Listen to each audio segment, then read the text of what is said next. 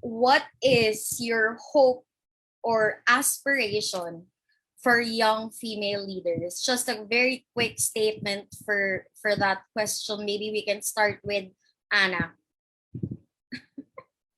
In 1 minute. Okay, let me try. I hope that many more great women will candidate for something. Jessica and all the others said it as well. I think it's connected with the other questions. I hope that they find in their countries where they do it an atmosphere where they can do it, where it's appreciated that they do it, where it's not like problematic to do it. So I just hope the atmosphere for that is there, and that they, many of you said it's true, they have to be brave, but I think, and strong.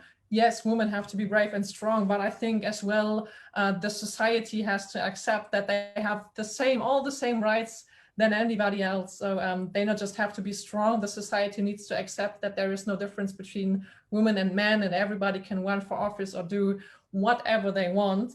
It's just the same. And I would just, as a last statement, would give the advice, like I did it some minutes ago, whatever you want to do, go for it, do it, fight for your convictions, fight for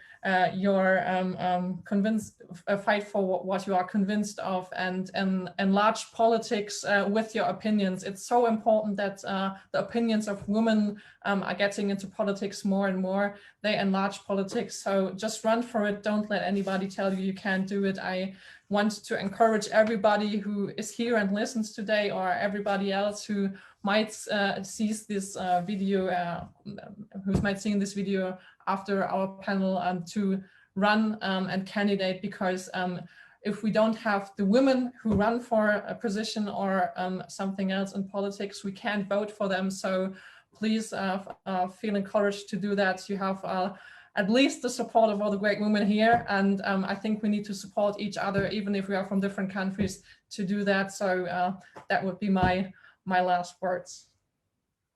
Thank you so much, Anna. How about you, Nan? My hope and aspirations would be for all women to be brave and strong, to stood up for themselves. Well, not everyone have to become a politician or to do good in order to do good for their countries, but every profession can actually contribute positive impact to the world. And I would say it is just to believe in yourself, uphold your values, and have the courage to uphold the laws and strike down injustice. Simple as that. Yes. Thank you, Nan. Miss Jessica? My hopes and aspirations would be simple. It's to see a world where men see us as equals, and even really consider LGBT community as equals. It's because it's not just when we fight for gender equality, it's not just for women to be higher position than men. It's just to obtain equality and equity. And I hope that we gain that respect that we give them, because we give them a lot of respect, men, even though at times that they don't deserve it. So I hope that they also give us respect, just because they have prejudice just on the basis of sex. To have more women leaders in all fields possible, in STEM and humanities and arts. We need more leaders here. Women belong in all spaces. That's what we always hear, and that is the truth that we want to see in the future, to have women in all these spaces. Thank you. One last question from the audience. Unfortunately, we can only answer one, so let's get this answered. Aside from the things mentioned, what do you think is the biggest issue women face in the society, and how do you think we can address it? So let's do it this way. Pick one issue and then give the solution, right? So it's kind of like a fast-paced answering answering the question. So let's start with Anna. Go, Anna. I'm still thinking, but one issue that women, especially here in Germany, face is that they still have to care most of the time about the kids. And I don't say it's something that is wrong, but at one and the same time, they have to work and they still care a lot about kids. And I would ask politics, or my issue on that is, and my address to politics is to change that, to as well make to care for kids, something nice and something maybe aspirational, something for men.